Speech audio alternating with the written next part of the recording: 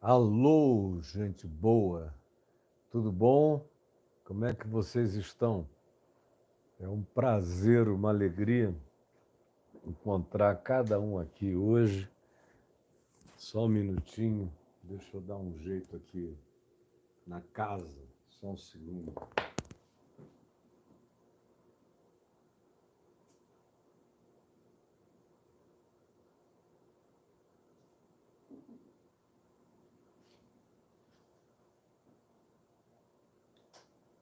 Enquanto isso, todo mundo vai chegando. É o tempo que a gente tem para esperar todo mundo entrar. Vamos lá. E quem for entrando, vá botando logo o seu dedinho aí no seu like e chegando junto. E convidando também o pessoal. Se você puder, mande um compartilhamento dizendo, ó, está começando agora, nós vamos continuar o tema de ontem, de João Batista, e o que ele queria dizer quando disse aquele que vem depois de mim, aqui em Mateus 13, de 11 a 12, eu não sou digno de carregar as sandálias dele. Ele é mais poderoso do que eu. Ele vos batizará com o Espírito Santo e com fogo. Ontem eu falei um pouco sobre isso aqui, associado ao batismo de João, o significado de arrependimento para João, e eu falei muito e extensivamente, não me deu tempo de cumprir o tema de ontem, que eu queria falar sobre o que João provavelmente entendesse pelo significado de ele vos batizará com o Espírito Santo e com fogo. Não só aqui no Evangelho de Mateus, mas nos sinóticos de Marcos, no capítulo 1, versos 7, 8, Lucas 3, de 15 a 17, João, capítulo 1, enfim, nós temos uma quantidade enorme de textos correlatos que nos ajudam a formar uma consciência do que era esse batismo com o Espírito Santo e com fogo, conforme o entendimento do Batista, de João Batista. E eu quero prosseguir, levando em consideração o que foi dito ontem. É óbvio que cada pessoa que acompanha uma narrativa como essa, que pretende pegar Mateus, como eu peguei no capítulo 1, verso 1, e levar até o final, se você chegar e cair de paraquedas, você vai entender o que eu falei naquele dia, porque eu não digo coisas que não possam se completar na percepção de cada um no mesmo dia. Agora, quem quiser aprender, quem quiser entender, quem quiser crescer, quem quiser aproveitar, se chegou hoje, não sabia de nada, caiu de paraquedas, está tudo aí no YouTube.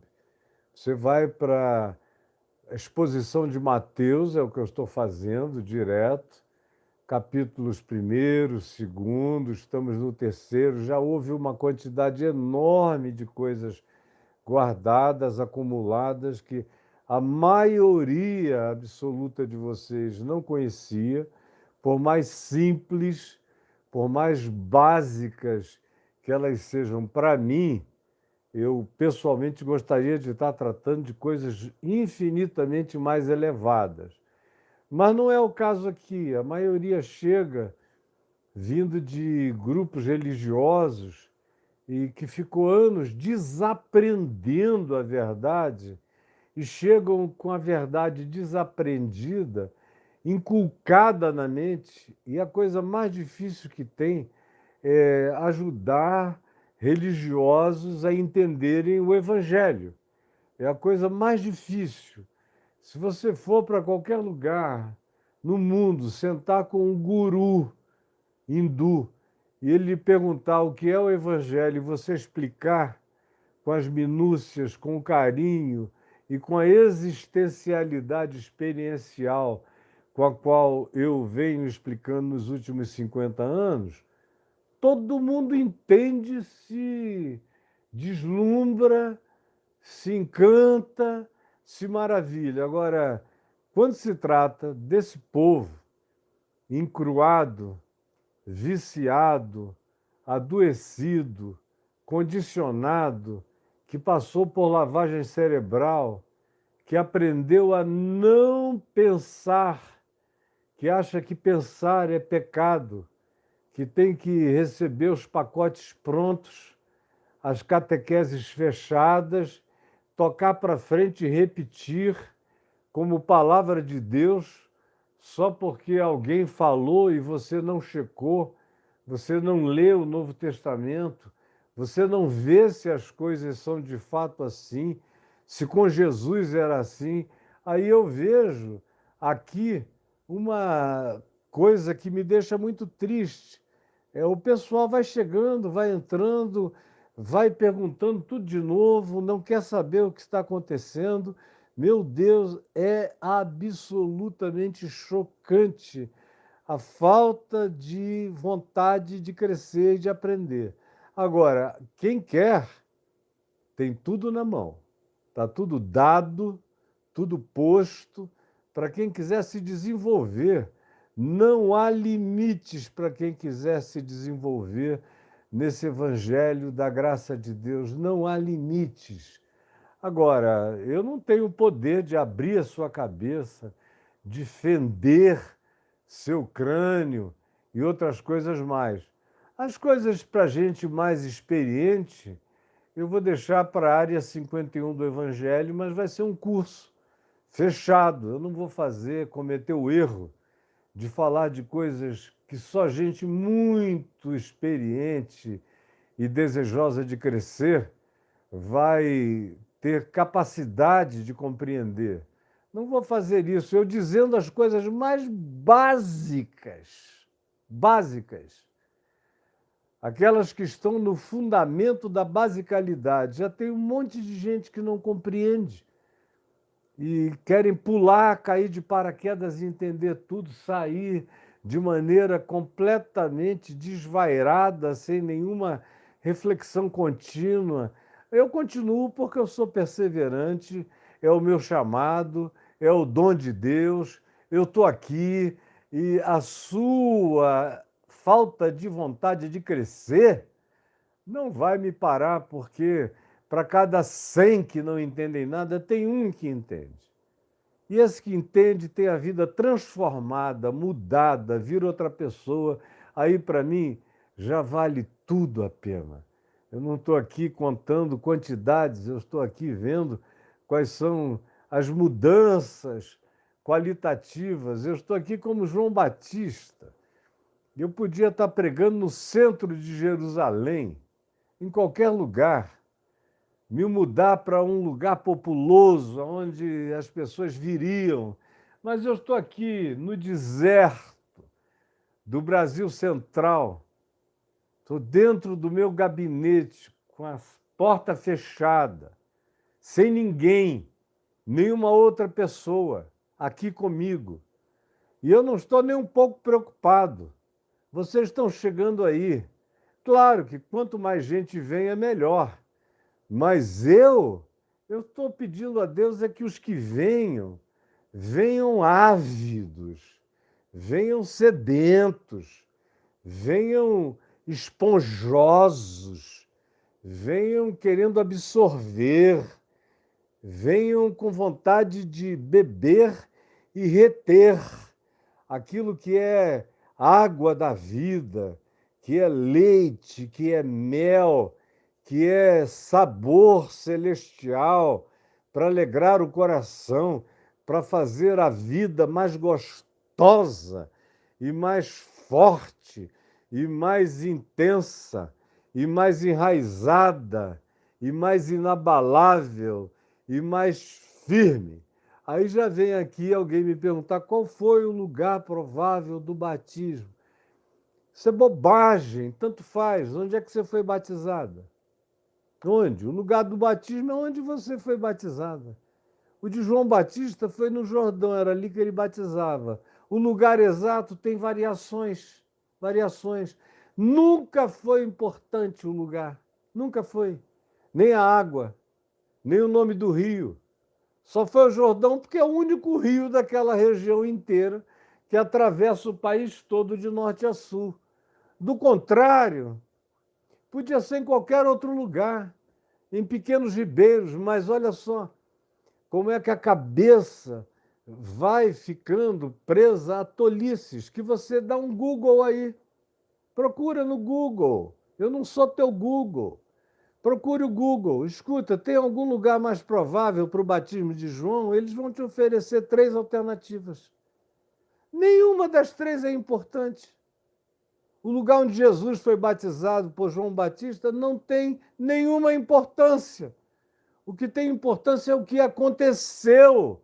Quando é que vocês vão deixar de ser gente de lugar e vão passar a ser gente de estado de ser? Vão deixar de ser pessoas de relíquias sagradas e vão passar a ser pessoas de introjeções santas, de compreensões profundas, gente madura, adulta em Cristo e na fé. Quando? Quando? As possibilidades são nossas, estão aqui. Não perca seu tempo e não desperdice o meu, embora eu não desperdice meu tempo nunca. Quando acaba aqui, mesmo que você não tenha dado todas as expressões de quem deseja aprender, uma das expressões de aprender é ficar calado, não é? É ficar na escutatória. Ao invés de ficar dizendo, o fulano já chegou, está aí.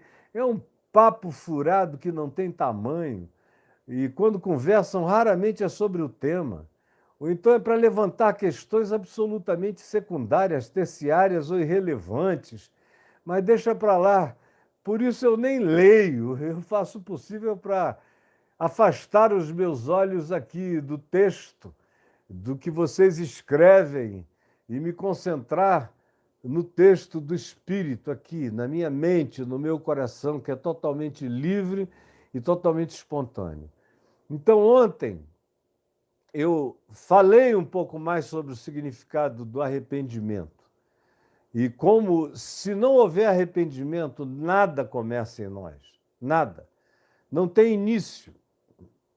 O arrependimento é o haja luz e houve luz na criação do mundo interior. Na realidade, quando a gente está falando de arrependimento, de batismo com o Espírito Santo e com fogo, de transformação, nós estamos falando de um regênesis. As palavras usadas, por exemplo, por Jesus, o termo que ficou mais caracterizado, vinculado a ele, foi nascer de novo. E que Paulo se apropria de expressão semelhante e fala a palavra regeneração. É um regenerar, é fazer um regênesis, um recomeço, é um regênesis, regeneração, é cura do ser essencial, criando algo novo. Ou então é Paulo que chama de nova criação. Lá em 2 Coríntios, capítulo 5, se alguém está em Cristo, é uma nova criação. A nossa tradução diz é uma nova criatura. Eu gosto mais da tradução genérica, da tradução genésica, que coloca a gente na base da formação de um novo homem. Paulo também chama isso de o segundo Adão, que é Cristo, e diz que quando a gente crê em Cristo, está em Cristo, o velho homem morre, o velho Adão morre, e nasce um outro homem, um regênesis, é um novo nascimento, é uma nova criação. É por isso que Paulo usa a linguagem do Gênesis. Lá também, segundo aos Coríntios, quando ele diz de trevas, e ele está tomando como metáfora a ideia do livro de Gênesis, no capítulo 1, no princípio criou Deus os céus e a terra, porém, era sem forma e vazia, e o Espírito de Deus pairava sobre as águas. Havia um batismo de água em volta da terra, Espírito pairando sobre as águas. Você já tinha pensado no batismo e naquilo que ele significa como tendo uma relação com a criação, com uma nova criação, com o novo Gênesis, a escuridão, a existência era real, mas tinha se tornado sem forma, vazia. Havia espaço, havia tempo. E eu não vou aqui falar sobre o que pessoalmente eu sei que aconteceu antes dessa criação narrada no Gênesis. Ela não é o início de tudo, ela é só uma narrativa que tem a ver com a Terra, com os humanos, com o planeta, não com o universo. Tem a ver com a gente, com as impressões daquilo que ficou como tradição oral na mente das pessoas, até que depois de muito tempo, isso há não tanto tempo atrás, no cativeiro, em Babilônia, foi que isso foi organizado como texto bíblico. Antes disso eram fragmentos, eram porções, eram tabletes, eram designações em tábuas, eram pequenos manuscritos, era tudo isso guardado, ajuntado, mas podia até ser perdido, como já tinha sido perdido uma vez no Templo de Jerusalém, até que no cativeiro os rabinos que surgiram, é uma categoria de mestres que aparece para substituir o sacerdote e o templo, porque no cativeiro não tinha mais templo, nem oferenda de sacrifício sacerdotal, então surgiu no lugar do templo a sinagoga, no lugar do sacerdote o rabino, o mestre, e no lugar do sacrifício foram montando a escritura para ser agora o centro da sinagoga na leitura. Mas Paulo, como eu dizia, usa a linguagem do Gênesis para falar do novo nascimento.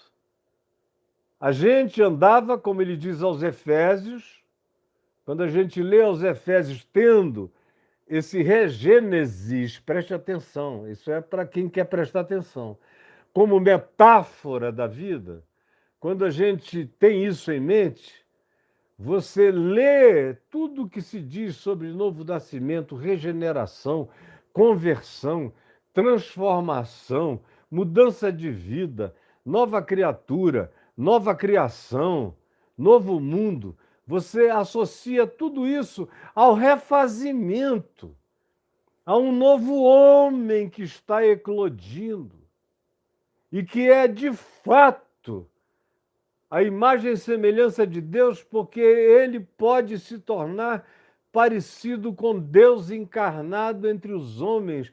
E o meu chamado, o seu chamado e o chamado de todo homem é se tornar como Jesus, como Cristo. É se tornar o homem sublime, o homem dos homens, o filho do homem, o homem da humanidade divinizada e de Deus humanizado na maior e mais profunda sublimidade, porque em Jesus eu sei como Deus é e eu sei como o ser humano deve ser. Em Jesus eu sei como Deus é e sei como o ser humano deve ser. Eu sei qual é o modal, eu sei qual é o modelo, eu sei qual é o projeto, eu sei qual é o chamado, eu sei qual é a vocação, eu sei que é para uma nova criação, eu sei que é para eu virar uma nova pessoa. Então, Paulo diz: de trevas resplandeceu luz, o que é equivalente a haja luz e houve luz, regênesis. De trevas resplandeceu a luz, para a iluminação do conhecimento da glória de Deus na face de Cristo. Para todos nós que vimos esse regênesis, que vimos essa explosão de luz, iluminar a face de Cristo, que é a imagem, que é a semelhança com a qual eu me satisfaço, com a qual me identifico, e que eu sei que é o meu chamado para ser gente. Eu não estou aqui para parecer com o Lula, não estou aqui para parecer com o Bolsonaro, não estou aqui para parecer com a minha grande e amada amiga Marina Silva. Não estou aqui para parecer com nenhuma das pessoas mais legais e mais humanas que a história humana já produziu. Não. Tudo isso é gente serva, é gente inacabada, é gente em estado de formação, é gente que está longe de qualquer completação ou completude. Eu não estou aqui convidando ninguém a se parecer comigo. Deus me livre. Eu estou aqui dizendo a você, se quiser andar no meu caminho, ande comigo, porque eu estou andando na busca de me assemelhar com Jesus todo dia, até o fim, quando eu me tornarei em plenitude Ele próprio, herdeiro absoluto dele. Me tornarei como ele é, de acordo com o que a Escritura diz, serei como ele é, porque eu verei como ele é. Não haverá mais nada, nenhuma inibição, nenhuma opacidade. Eu verei e me satisfarei na sua imagem, na sua semelhança. E aí é que há esse batismo com o Espírito Santo, é o início desse processo, que começa com arrependimento, que começa com metanoia, começa com mudança de mente, mas não é alguma coisa que se sustenta sozinha. O arrependimento não se mantém por si mesmo. Há fortes componentes emocionais, componentes racionais, componentes históricos, componentes sentimentais, de dores, de constatações, de verificações, de tristezas, eventualmente de remorsos, de conclusões acerca de nós mesmos, que vêm no pacote do arrependimento. Mas o arrependimento em si, se ele fosse só um fenômeno da hora, ele não se sustentaria sozinho. Eu não mantenho o meu próprio coração em estado eterno de arrependimento, porque arrependimento não tem que ser um episódio na vida. Ele começa com episódios, frequentemente de dor, de autopercepção, de enxergamento de si mesmo, de verificação do meu próprio caráter, das minhas heranças desfiguradas, do que eu assimilei do meu pai, da minha mãe, da cultura materna, familiar, da cultura do mundo, da sociedade, das modas, das vaidades, das vanidades, da vaziez do pensamento, da oquidão do espírito. Então, quando eu me dou conta disso, há um choque. é um boom, há uma luz brilhando. E se eu quiser, como diz Tiago, aquele meu rosto que está sendo revelado no espelho da palavra, que me reflete, pode iniciar um processo de transformação se,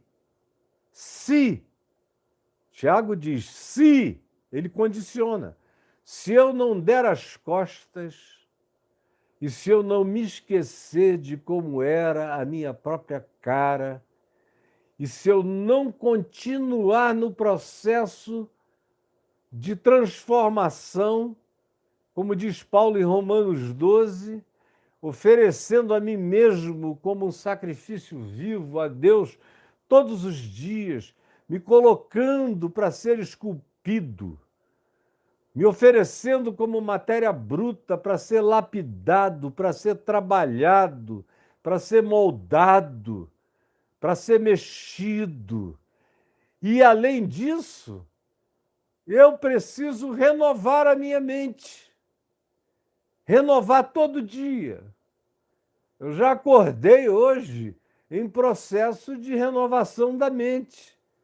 Eu não tinha nem acordado ainda, eu ainda estava ali naquela twilight zone, vindo do sono para a lucidez, e os meus primeiros pensamentos já foram pensamentos de coisas no meu ser que precisam se desenvolver, crescer, de ênfases que eu preciso diminuir, de outras que eu preciso aumentar. E todo dia eu faço isso. E todo dia eu encontro ambientes imensos e profundos para mutações, para transformações, para regenerações, para completações do meu próprio ser, do meu estado mental, do meu estado emocional, da minha autocompreensão. Isso é mantido. Isso só é mantido. Preste atenção. Isso é mantido se o Espírito Santo pairar sobre as águas. Usando a imagem de Gênesis, que Paulo usa, e que João Batista também usa e Jesus usa. De certa forma, o batismo é uma busca de recriação humana. Vocês vejam aqueles todos que foram até João, o que devemos fazer, como devemos recomeçar, como devemos viver. É aprender a viver, é aprender a ser gente. E aí, a mensagem era: arrependei-vos e venham. E eles estavam vindo. Sim, estamos aqui para mudança de mente, para metanoia. O grito de João era: mudem a mente! Era isso que as pessoas ouviam. A gente ouve a palavra arrependimento, porque para nós ela já vem carregada de um monte de conotações religiosas, protestantes, pentecostais, de outros grupos, já vem carregada de pseudo-significados. Mas para aquele povo da Judéia, que estava ouvindo João no deserto, aquilo era um clamor que lhes chegava novo, e chegava com o significado do que a palavra arrependimento trazia de conteúdo para aqueles que ouviam. E o significado é esse: chegou a hora de mudar a mente, chegou a hora de mudar os pensamentos, chegou a hora de mudar as emoções, os sentimentos, o caráter, a atitude, para vocês conseguirem mudar o comportamento.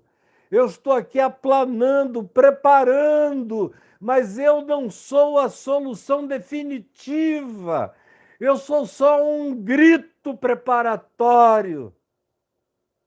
Mas o que vem depois de mim é infinitamente mais poderoso do que eu. Eu não podia nem ficar carregando atrás dele as sandálias.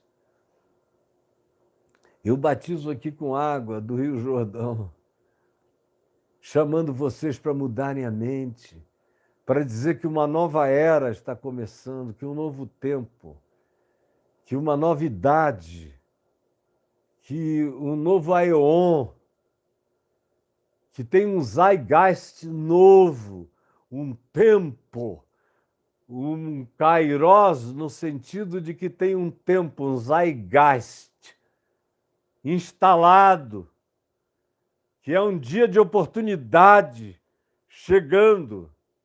Eu sou um introdutor, mas eu não sou o mantenedor desse estado.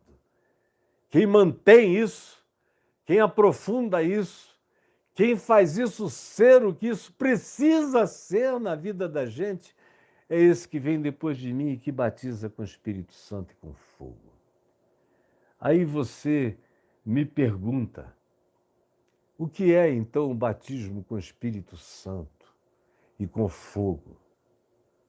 E interessante é que João Batista estava dizendo, aquele que vem após mim batiza. Ele não disse batizará, ele disse batiza, significando dizer que todo aquele que chegava genuinamente a Jesus e cria genuinamente no Evangelho e se oferecia como um sacrifício vivo, santo e agradável a Deus, que era o caminho do discípulo seguindo a Jesus, negando a si mesmo, tomando a sua cruz, indo adiante, não perdendo o seu tempo com as irrelevâncias das coisas que para trás devem ficar, que apodrecem e que a gente não carrega no coração para nenhuma dimensão de significado, nem neste mundo, nem na eternidade. Só aquele que se encontrasse com ele com o coração aberto é que receberia esse batismo. Mas você veja como o batismo com o Espírito Santo, até a expressão, já perdeu a conotação original designada por João Batista. João Batista diz, aquele que vem após mim, depois de mim, que é mais poderoso do que eu, que batiza com o Espírito Santo com fogo. Esse é aquele que batiza, assim como ele diz em João, e a gente vai chegar lá depois, provavelmente não hoje, mas nós vamos chegar, tem muita coisa sobre João Batista, lindas para a gente tratar, que são essenciais para a gente compreender, mas João diz, quando vê Jesus passar, afirma, eis o Cordeiro de Deus. E ele não disse que vai tirar na cruz o pecado do mundo. Não. Ele disse, eis o Cordeiro de Deus que tira. É presente contínuo, tirou, tira e tirará. Assim como ele é aquele que batiza, batizou, batiza e batizará. Porque quem é ele?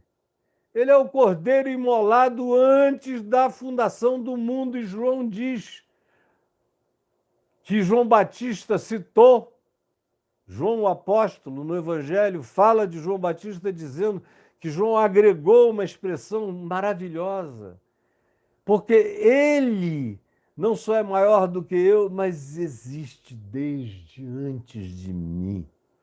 E é claro que ele não está falando da ocorrência histórica. João Batista era 3 meses mais velho do que Jesus, mas ele olha para Jesus e ele não vê o filho de Maria, que era 3 meses primo dele, 3 meses mais novo do que ele, não, ele vê o Cordeiro imolado antes da fundação do mundo. João Batista viu coisas que Adão não viu, que Noé não viu, que Abraão não viu, que os patriarcas não viram, que nenhum dos juízes de Israel viu, que Davi enxergou lampejos às vezes, que Isaías teve lampejos também às vezes, e que outros profetas também tiveram um lampejo. Mas João viu o que ninguém tinha visto, discerniu o que ninguém tinha discernido com uma clareza absoluta. Eis o Cordeiro de Deus que tira o pecado desde antes que houvesse mundo.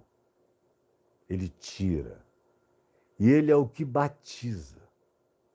Portanto, a primeira coisa é despentecostalizar o significado de batismo com o Espírito Santo, que já é um condicionamento praticamente presente na cabeça de todo mundo que está aqui. Já teve até gente comentando aqui. Porque, para nós, hoje, depois de 2000 anos de corrupção de significados, em cada geração apresentando-se, aparecendo significados novos, tanto para o batismo com água, que já foi símbolo, deixou de ser símbolo, passou a ser a salvação em si, era o batismo, como na Igreja Católica durante séculos e séculos e séculos, como inclusive na própria Igreja Evangélica. Eu ainda peguei, há 50, 60 anos atrás, grupos tão radicais que diziam que sem o batismo correto, e o batismo correto era mergulhando, era por imersão. Se você tivesse sido batizado por aspersão ou efusão, você não estava salvo, porque a salvação era o batismo.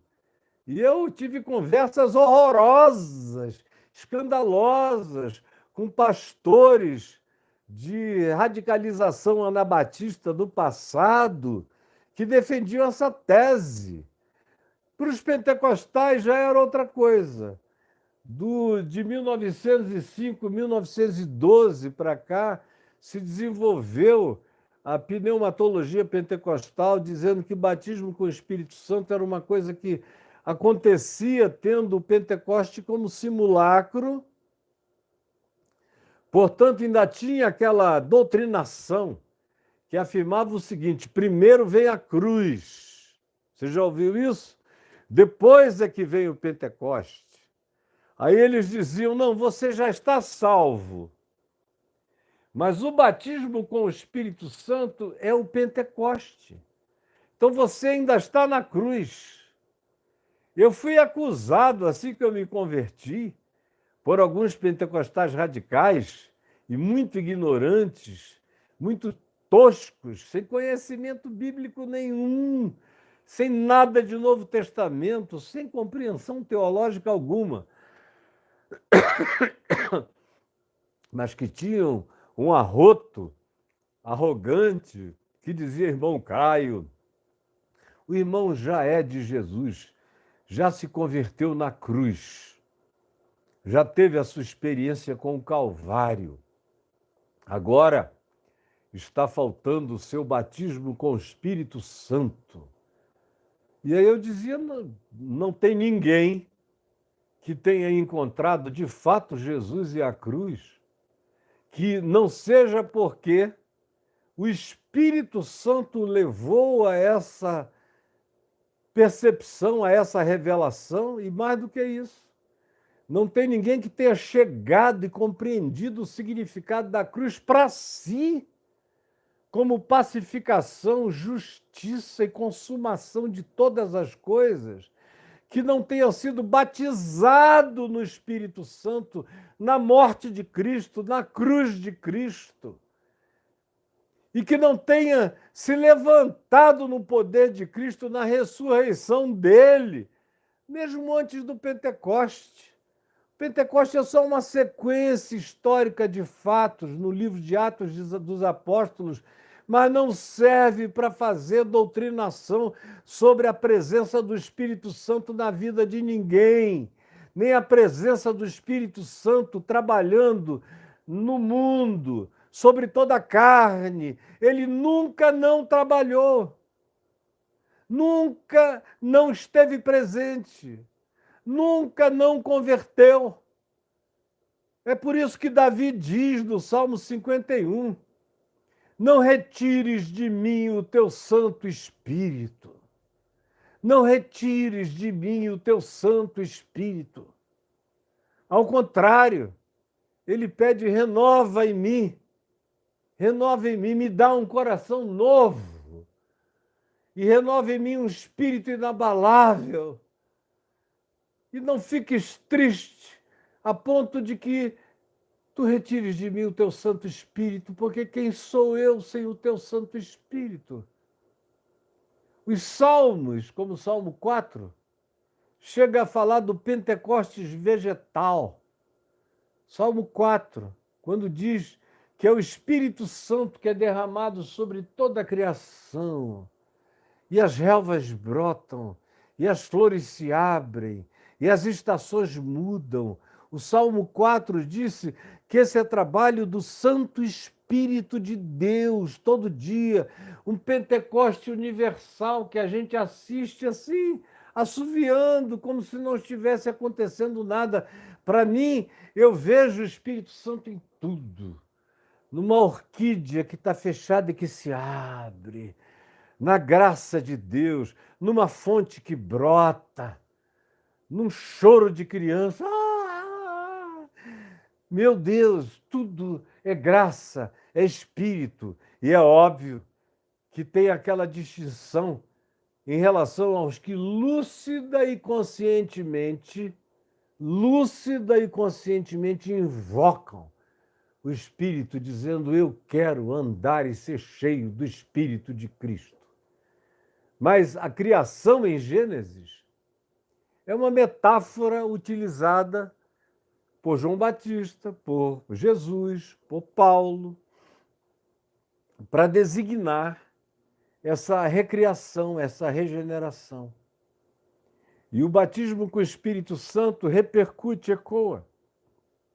A água estava tudo sem forma e vazio, desconforme. O que havemos de fazer? Nossa vida é torta, conforme perguntaram a João Batista. E agora? Sem forma e vazios. João começa a modelar, começa a moldar como um oleiro de Deus. E aí o Espírito de Deus pairava sobre as águas. Ele batiza com água para renovação, para recomeço, para refazimento, para regênesis, para recriação do coração, para novo nascimento de percepção. E diz: olha, o que eu estou fazendo é uma introdução, mas o Espírito está pairando sobre o meu batismo. E ele está chegando, e ele vai se derramar. E não muito tempo depois, logo a seguir, Jesus vem. E quando Jesus vem, que João olha para ele e diz: tu vens a mim? É o que está dito aqui do verso 13 ao verso 16. Por esse tempo dirigiu-se Jesus da Galiléia para o Jordão a fim de que João o batizasse. Ele, porém, o dissuadia, dizendo: não, não, eu não, Jesus, eu não. Eu é que preciso ser batizado por ti. E tu vens a mim. Eu não. João sabia o lugar dele o tempo todo. Isso o diferencia de todos os homens que tinham vivido antes dele. Todo mundo vacila. Todo mundo pensa que é o que não é, todo mundo tem seus surtos de grandeza, todo mundo comete as suas torpezas, dos mais santos do Velho Testamento aos mais interessantes e proféticos, todos eles têm as vacilações diferentes das de João.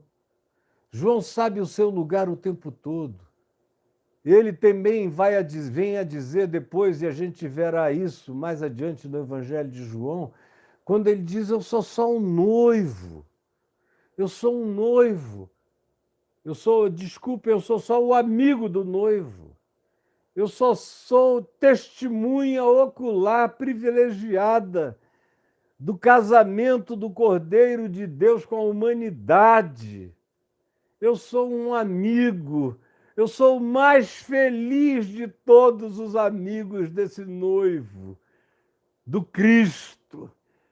Eu estou aqui morrendo de alegria, infartando de felicidade, porque eu ouvi a sua voz. E ele tem um corpo, uma noiva, um grupo de espíritos humanos que o amarão, que se apaixonarão por ele, que quererão viver por ele e para ele. Com esses ele se casará e esses se casarão com ele, usufruirão da herança absoluta que decorre desse casamento, no meio dos quais eu sou apenas um amigo, um dos mais felizes de todos os amigos, mas eu sei o meu lugar. Como aqui ele diz, eu não, eu é que preciso ser batizado por ti, tu vens a mim. Uma pessoa que sabe o seu lugar, nunca perde o seu lugar diante de Deus. Alguém que sabe quem é e se satisfaz em ser quem é, nunca perde seu lugar. Ao contrário, só cresce, só se desenvolve, só evolui, só matura, só se torna mais a imagem e semelhança dessa glória para a qual nós somos chamados. E João é um indivíduo que sabe o seu lugar, sabe quem ele é e sabe quem ele, João, é, e sabe o lugar dele nessa história toda. E não quer nenhum lugar, já acha que é demais ser quem é, já é privilégio para além de tudo. E ele diz, tu que vens a mim, eu é que devia ser batizado por ti. Mas Jesus respondeu a João, deixa por enquanto. Não vai ser sempre assim, mas existem certos ritos históricos, existem certas viagens testemunhais, existem certas necessidades de evidenciamento do espaço-tempo, para que isso se transforme em mensagem que viaje de geração em geração. Tem momento para tudo e, por enquanto, let it be, João. Deixa ser assim. Não entra em angústia de que tu estás tomando algum lugar que não é teu, porque sou eu que estou vindo a ti. Sou eu que me identifico no teu batismo para arrependimento. Eu que tu dizes que tiro o pecado do mundo e que não tem ninguém que me acuse de pecado, nem nos céus, nem na terra, nem debaixo da terra, e nem em nenhuma dimensão, me identifico com aqueles que vêm com o coração quebrantado até ti, buscando mudança de mente, porque foi isso que eu vim fazer. E eu quero me identificar com os pecadores, porque nesse batismo eu me identifico com o pecado do mundo, com a dor do mundo, com a miséria do mundo, com a impotência humana, com o pecado humano. E quando chegar a cruz, eu matarei a morte, matarei o pecado, e na ressurreição me levantarei para que todos aprendam qual é o significado e a vocação de ser gente. Cada um vai poder viver a vida do ressuscitado, cada um vai poder ser como Jesus, cada um vai poder ser como eu, mas não agora, João. Deixa por enquanto. Deixa por enquanto. Porque assim nos convém, a ti e a mim, cumprirmos toda a justiça. Eu não vim para outra coisa a não ser cumprir o que nenhum homem jamais conseguiu cumprir. Nenhum homem, nem Moisés, que deu a lei, cumpriu a lei. Moisés foi transgressor da lei que ele mesmo trouxe. Foi transgressor antes e durante. Foi transgressor depois. Davi foi transgressor. Quem são os grandes heróis que você tem? Todos são transgressores, exceto esse, que sem transgressão alguma se identifica com os transgressores em todos os níveis. É o único que veio para cumprir a lei e cumpriu toda ela. E perguntou aos teólogos mais exigentes, aos religiosos mais prepotentes, mais arrogantes, conforme a narrativa do Evangelho de João: quem de vós me convence de pecado?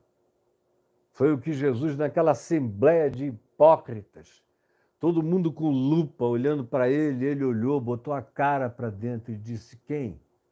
Apareça, dê as caras. Quem é que vai me convencer de pecado? Imagina, se Jesus estava comendo Maria Madalena, como os discípulos do Dan Brown querem fazer passar a ser, ou como os antigos discípulos do gnosticismo de total libertinagem, como era uma das veias do gnosticismo: o que você faz com o espírito é com o espírito, o que você faz com a carne é com a carne. Pode ser extravagante na carne, se você souber aprender os princípios espirituais, mentais, você evolui. Mesmo que você seja um grande pecador, quanto mais diário, um corrupto, sem nenhuma vontade de parar com a sua própria pecaminosidade, uso e abuso do próximo. Não. Imagina se na vida de Jesus houvesse um cisco. Imagine se aqueles homens não iriam pegar o cisco e transformar em camelo. Não tinha nada. Nada. Não tinha ninguém de Nazaré com algo a declarar contra ele. Não tinha ninguém em toda a Galileia. Não tinha ninguém em Jerusalém, não tinha ninguém em lugar nenhum, não tinha ninguém na família dele, não tinha nem a mãe dele, não tinha ninguém para dizer qualquer coisa contra ele. Ele olha bem na cara e diz: quem de vós me convence de pecado? Quem de vós me convence de pecado? Eu vim para cumprir. Como ele diz mais adiante, nós veremos aqui no capítulo 5 de Mateus: eu vim para cumprir a lei e os profetas, para encarnar tudo. É por isso que ele cumpre. E uma vez cumprido, ele diz: está cumprido, está consumado, está acabado. Ou como Paulo diz: está rasgado o escrito de dívida que havia contra nós. E diz: agora, pois, para quem sabe disso, para quem crê nisso, já não há mais nenhuma condenação. É um regênesis. É o segundo Adão fazendo os novos homens e mulheres dessa nova humanidade. Jesus está querendo e desejando e buscando e inaugurando uma nova humanidade a partir dessas novas consciências. E o batismo com o Espírito Santo é essa água pairar, essa água derramada sobre o vazio, sobre aquilo que estava sem forma e vazio, e o Espírito de Deus pairando sobre a água. João jogou água na cabeça, foi a grande ênfase dele, e não foi a de Jesus. Os evangelhos dizem que Jesus mesmo não batizava com água, e sim os seus discípulos. Não se fala de ninguém a quem Jesus tenha batizado. Provavelmente os discípulos dele tenham sido batizados por João Batista, e os que não tenham sido batizados pelo Batista foram batizados uns pelos outros. Mas Jesus mesmo não batizava. E o povo que vinha a ele pedindo para ser batizado também, ele botava os 12 apóstolos para batizarem. Ele mesmo nunca achou que o ato de batizar, de jogar água, de mergulhar, tivesse qualquer expressão salvífica, além daquela de marcar a alma, a psique, o espírito, o ser, a memória, com esse corte referencial de que uma coisa nova aconteceu, de que houve um dia de regênesis, que a gente marca, que a gente define, mesmo que tenha sido um processo longo. Mas esse batismo estabelece uma referência histórica para mim, não é para Deus. Deus sabe o que Ele mesmo faz em cada um. Deus conhece os Joões que foram os nossos predecessores em Cristo Jesus, como eu falei ontem, de maneira mais inconcebível. Mas é necessário para a psique ter essa referência, como eu. Fui batizado da Igreja Católica, fui batizado da Igreja Evangélica, depois me batizei quando me converti sozinho no meio da floresta, no Igarapé, entre os buritizais, mas eu tomei a referência da data do dia 18 de julho de 1973. Foi o dia em que eu me converti? Cada vez eu sei com certeza que não. Que eu vinha me convertendo desde sempre, que a minha vida sempre foi uma luta contra a conversão, que eu já nasci marcado, que já nasci entregue, já nasci dedicado por um agnóstico que me ofereceu a Deus no dia que eu nasci, e de alguma forma havia dentro de mim uma angústia latente. Eu corria para remir o tempo, para ver se eu conseguia pecar o máximo possível. Não é à toa que tudo na minha vida foi precoce. Eu perdi a virgindade com 5 anos. Tive relações sexuais com uma menina de 14, 15, dos 5 aos 7, porque ela me usava e eu gostei de ser usado e aprendi a ser usado e aprendi a transar criança. Aprendi a ter prazer seco com 7, 8, 9 anos de idade, antes de ter entrado na puberdade. Namorava desde menino. Eu, de algum modo, tinha uma coisa em mim que dizia que a minha vida, para ser entregue às loucuras desse mundo e dessa terra, tinha prazo.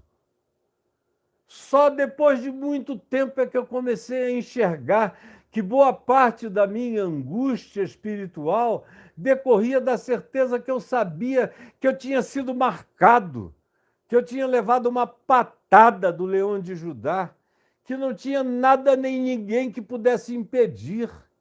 E eu fui salvo da morte dezenas, centenas de vezes. Morri, fui arrancado, fui puxado pelas costas.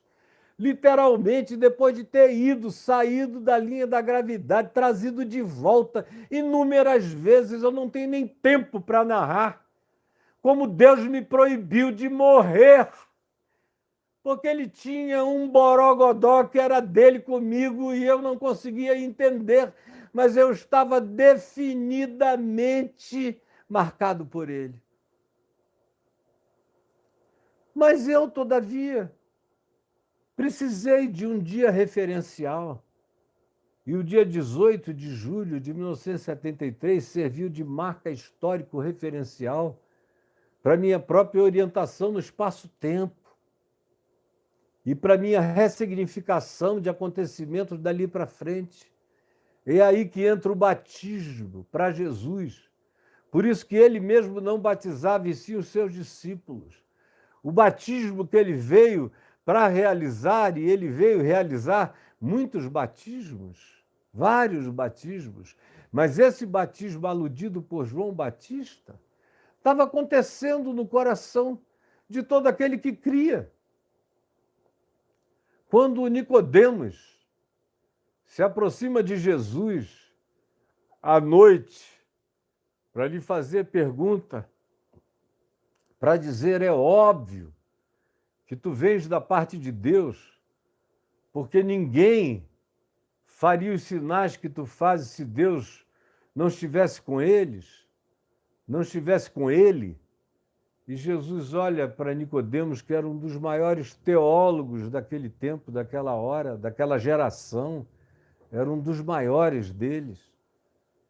Ele, Gamaliel, alguns outros eram os grandes pensadores. E Jesus olha para ele e diz: olha aqui, Nicodemos, é essencial, importa-vos, significa é imprescindível, é absolutamente impossível que o que você vem querer saber aconteça se não houver em você, de maneira imprescindível, uma compreensão extra-racional. Você veio me apresentar racionalidades, causa e efeito. Ninguém pode ser como tu és se não vier de Deus fazendo os sinais que tu fazes. Isso é lógica teológica, banal, boba. É lógica grega, é lógica física. Jesus disse, não, o que eu estou fazendo aqui é chamar do nada a existência, é ex nihilo, tem que nascer de novo, importa-vos nascer de novo. Aí outra vez, Nicodemos vem com todas as mecânicas biológicas, naturais, não consegue passar do mundo natural. Como é que pode o homem voltar, porventura, ao ventre materno e nascer segunda vez? Como pode se dar isso? Jesus disse, olha, eu não estou falando disso. É uma dimensão acima, Nicodemos. Larga aquele sinédrio, essa teologia das lógicas paralisantes. Eu estou falando daquilo que está para além do entendimento. Eu estou falando de uma invasão do eterno no espaço-tempo. Eu estou falando daquilo que vem do sublime mais altaneiro e inalcançável pelo homem, que só chega como revelação, como trabalho íntimo no coração. Aquele que nasce da carne é carne. E da carne você já nasceu. Agora, e é por isso que a tua lógica é toda uma lógica carnal, racional, de física de espaço-tempo, de causa e efeito, de explicaçõezinhas, de teologiazinha, de racionalismos tolos, de evidências idiotadas. É preciso nascer da água e do Espírito, da água, do arrependimento, dessa metanoia e do Espírito que paira sobre a água, que transforma o arrependimento num estado contínuo, presente, que cria uma dinâmica imparável, uma dinâmica de desenvolvimento não estancável para quem deseja crescer e continuar até alcançar a imagem e semelhança de Deus. O que é nascido da carne pode ser batizado todo dia. Se não tiver um trabalho, se ficar só nessa lógicazinha teológica e catequética, você pode ser um homem esforçado, moralmente interessado, pode ter até uma conduta exterior ilibada, mas não terá havido a regênesis no seu coração. É preciso que o mundo recomece. Isso é uma nova criação. Tem que eclodir uma nova criatura. E o batismo chega como apenas essa água sobre o abismo, lavando, mas é o Espírito de Deus que dá forma ao que está sem forma e vazio. É o Espírito de Deus que vai chamando a existência, primeiro dia, segundo dia, que vai criando, até que chega o sexto dia dessa criação espiritual, quando a gente vai ganhando cara, forma, mente de Cristo, alma, espírito, postura, caráter, vira gente, olha para os céus, vira antropos, olha para dentro, vira espírito em verdade, marcado. Por que que Pedro disse?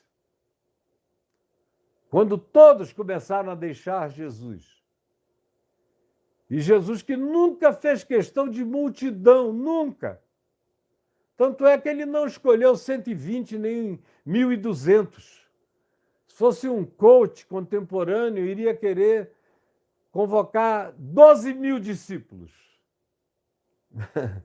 De preferência, gente com importância, influenciadores. Mas Jesus escolheu 12 perrapados da Galileia, desconhecidos, anônimos, 12 carinhas. Porque ele nunca esteve nem aí para quantificações, mas para aprofundar qualificações de entendimentos. Milhões sem entendimento não valem um com entendimento. É por isso que não adianta ganhar o mundo inteiro e perder a alma. É por isso que Jesus diz que o bom pastor dá prioridade a uma ovelha perdida do que 99 que não se sentem nada, que não se compreendem, que estão ali no abismo, no aprisco do conforto do abismo da inconsciência. Um que tem entendido. De um só ele fez toda a raça humana, de um Adão. De um só que tenha compreendido de fato o Evangelho, o mundo inteiro pode mudar. Olha só o que aconteceu com Paulo. Um cara só, que valeu mais do que a soma de quase toda a geração dele. Um indivíduo, carregando mais compreensão, mais entendimento, mais discernimento, mais revelação, mais coragem, mais ousadia, mais futuro no seu olhar do que a soma de todos os outros companheiros e colegas. Aí Pedro, indagado por Jesus, quando todo mundo estava indo embora, quereis vós também deixar-me? O que foi que Pedro disse? E por que ele disse aquilo? Não, Senhor, eu quero ficar aqui contigo até que eu seja batizado com o Espírito Santo, com fogo e fale línguas. Não. Senhor, eu vou ficar aqui até que eu receba dons de curar. Ele já curava. Até Judas curava. Todo mundo ali curava. Todo mundo ali expulsava demônios. Todo mundo ali operava milagres. Ele diz, não. Para quem iremos nós, se só tu tens as palavras da vida eterna? Eu vou me enganar com o quê? Com quem? O que vai tomar um lugar de importância igualitária no meu coração? Nem de longe, nada. Não tem concorrência dentro de mim. És tu, só tu, e sem ti é nada. É morte, é vazio. Por que ele disse isso?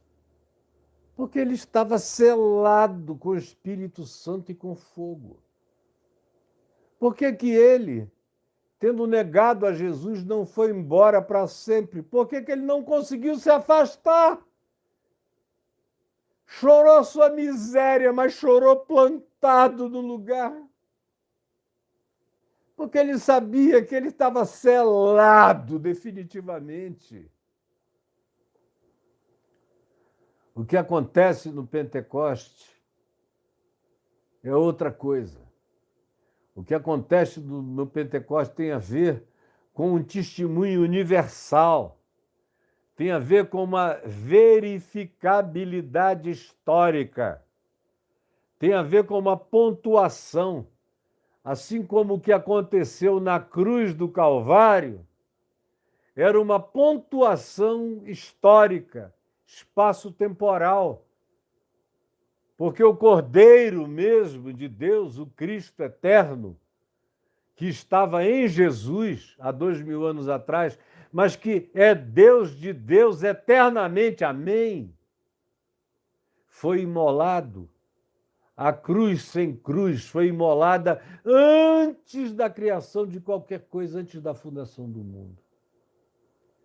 Assim também é o Espírito se derramando, assim é o Espírito pairando, assim é o Espírito agindo em quem quer, como quer. Ele nunca não agiu desde os primórdios, desde a primeira consciência humana, desde o primeiro abrir de olhos, que o Espírito Santo está agindo na consciência.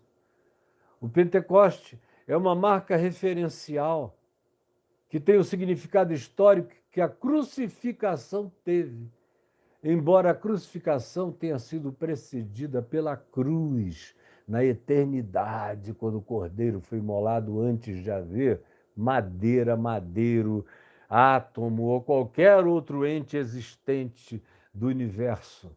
Do mesmo modo, é o Pentecoste. Ele está para o Espírito Santo, assim como a crucificação está para Jesus como significação de salvação e de Salvador. O Espírito Santo do Pentecoste designa, aparece, simboliza, especifica, materializa, pontua o significado histórico daquilo que nunca não esteve presente, daquele que nunca esteve ausente e que se derramou onde quis, até nos lugares mais impensáveis da antiguidade. Quanto mais eu estudo história, antropologia, arqueologia, comunidades primevas e civilizações antiquíssimas que existiram nesse planeta há mais de 50 mil anos, 100 mil anos. Há indícios hoje de presença civilizatória há 200 mil anos na Terra. E vocês acham que não havia Espírito Santo? Nunca nada foi criado sem o Espírito Santo. A própria Terra foi batizada com a água e foi batizada com o Espírito Santo lá no Gênesis, para que a vida aparecesse, para que o que não tinha forma e vazia e era vazio eclodisse como expressão dessa vitalidade sublime e gloriosa de Deus. Eu, todavia, vou ter que continuar amanhã explicando as nuances de natureza teológica da expressão batismo com o Espírito Santo e com fogo. Mas você vai ter que voltar amanhã, na sexta-feira, para ouvir. E eu tenho uma coisa a recomendar a vocês. Eu tenho um livro que foi fruto de uma palestra que eu fiz na Igreja Presbiteriana de Manaus, quando eu era bem novinho. Eu saí de lá com 26 para 27 anos, no final de 1980. E, aliás, saí com 25 anos. Eu fui pastor com meu pai lá por 7, 8 anos. E fui pastorear, sucedendo o reverendo Antônio Elias na Igreja Presbiteriana Betânia. Mas antes disso, eu fiz um estudo bíblico que durou dias sobre o Espírito Santo lá na Igreja Presbiteriana de Manaus. E o reverendo Antônio Elias sobre disso, e estava a maior confusão ali naquela região de Niterói e Rio. Era o auge da briga sobre o significado do batismo com o Espírito Santo, dom de línguas, isso e aquilo. Vocês não têm ideia de como isso já dividiu, houve briga, confusão, todas as carnalidades possíveis por causa do batismo com o Espírito Santo. E aí, ele pediu para eu dar esse mesmo estudo lá na Igreja Betânia, antes mesmo de eu ser pastor lá, naquele mês de abril, na Páscoa de 1980, eu fui lá especialmente para ministrar uma semana estudos bíblicos sobre o que era batismo com o Espírito Santo, plenitude do Espírito Santo, dons do Espírito Santo, fruto do Espírito Santo, enfim, quem é o Espírito Santo, do qual saiu um livro que eu tenho acréscimos a fazer, mas não tenho nada a suprimir. Eu tenho coisas a mais a acrescentar. Eu cresci de lá para cá. Eu tinha 25 anos. Hoje estou com 68. Estou na beirada dos 70, com muita vivência com Deus, com o mundo, com a vida e com as pessoas. Coisas aumentaram na minha percepção. Todavia, aquele livro continua a ser uma recomendação minha para todo mundo. Porque a maioria das pessoas não chegou ainda nem em 5 ou 2% do que está ensinado naquele material, chamado Espírito Santo, Deus que vive em nós. Aí você me pergunta, como eu chego aí? Está escrito aqui na descrição desse vídeo, está escrito que tem nesse link caiofabio.net/links, tem lá todos os links necessários, inclusive o link da Prologos, que é a nossa editora Prologos, onde você acha o livro Espírito Santo, o Deus que vive em nós, e você vai ter tudo isso descrito. E naquele tempo eu me lembro que eu listei apenas os dons espirituais que apareciam no Novo Testamento, cerca de 36. Mas é claro que com a minha observação da vida eu vi milhares de outros dons espirituais no curso dos anos que não estão listados no Novo Testamento, mas são inequivocamente dons do Espírito Santo. Então, se alguém quiser adiantar alguma coisa, entre aqui nesse link, pegue esse livro, Espírito Santo, Deus que vive em nós, absorva, absorva. E se você ministra, se você é pastor, é ensinador, é professor, é líder, leia, porque esse é o tempo da maior Babel, da maior loucura do Espírito Santo, em nome do Espírito Santo, sendo praticada na igreja, no mundo. Nunca houve tanta loucura, tanta insanidade, tanto hospício pentecostal, tanto desvairamento, tanto babar de loucos, como a gente vê hoje em dia. É trágico, é horroroso, é indescritível. É aquela expressão mundana que diz que nem Deus acredita.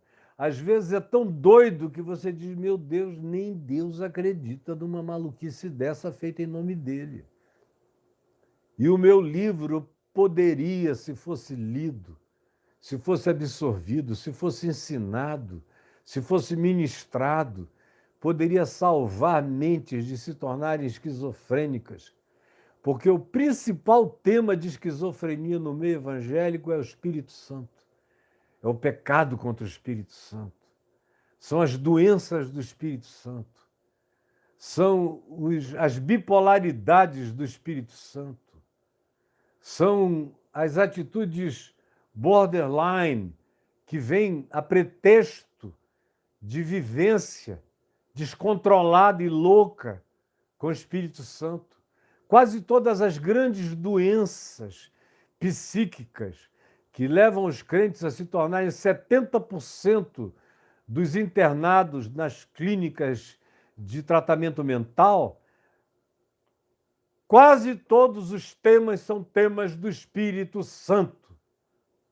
Então, esse meu livro poderia impedir teu filho de ter ficado doente, tua filha, teu marido, tua mulher, tua igreja. Mas você, com preconceito a meu respeito, não salva as pessoas com a palavra certa, equilibrada do Evangelho, que traria saúde. Eu concluo aqui dizendo isso e pedindo, em nome de Jesus, que você abra o coração agora. Que você abra, que essas muralhas dessa Jericó de preconceito religioso no seu coração caiam por terra. Aprenda quem é o Espírito Santo, o que é batismo com o Espírito Santo, o que é ser cheio do Espírito Santo, o que é a evidência do Espírito Santo e como viver os dons do Espírito Santo. Em nome de Jesus. é a minha oração. E eu espero você amanhã aqui, às 13 horas. Não falhe, não falte e não saia daqui sem deixar o seu like. E se você não é ainda inscrito neste canal, venha. Amanhã nós vamos falar sobre o batismo com o Espírito Santo. Ele é sinônimo de quê? Como é que ele acontece dentro da gente? Que frutos ele produz? Para além daqueles que João Batista disse aos que lhe perguntavam: e agora, o que devemos fazer? Você vai ver o que Jesus diz. Não é só o que devemos fazer. Com Jesus é quem devemos ser. E eu espero você amanhã, com todo o meu coração. Um beijo. Fique com Deus. Fique com o Senhor. Convide seus amigos. É aqui que nós vamos estar expondo Mateus. Enquanto você aguentar, eu vou até o fim. Com a graça de Deus, em nome de Jesus. Beijão para todo mundo e tchau, tchau. Tchau, tchau. Beijinho.